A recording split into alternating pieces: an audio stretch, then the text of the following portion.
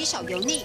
阿全师郭敏昌有秘密武器，冰冰的。对。为什么你会想到把它弄成酸的？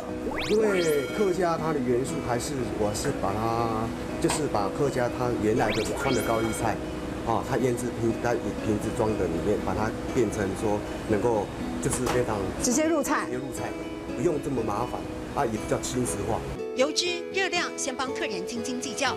客家翻流，也就是便当，融入日本定食和西餐套餐的概念，更精致化。当一个厨师来讲呢，做菜哈，我们不要我们要观念正确，是要谈到你要懂得怎样去懂得艺术，你懂得艺术，你做出了菜色，你就发挥在你的菜色上。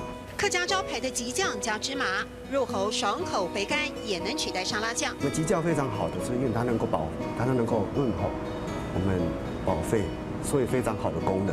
所以这个东西就要讲求到，第一，我们做菜，你要懂得怎样去让我们的消费客群，吃到养生，吃到健康。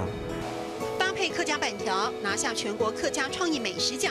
思辨求新，搭配好手艺，打响创意菜的名号。这个是得奖的板条，而且外国人赞不绝口。是，所以我的概念里面当中就是谈到，就是天空永生、甜师傅都综合的新传统美业。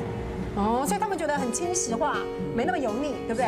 很好奇，松豆跟米奇用板，尝一下味道怎么样？暗好食哦，暗好食，所以不是吃嘞，不会一起米跟后米西，对不对？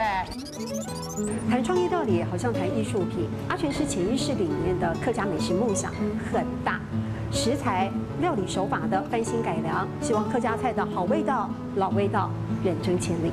松豆跟米西用板，本意是嘞，不一起米跟后米西。松豆嘅面絲用板，本意是咧，我以前米嘅好面絲。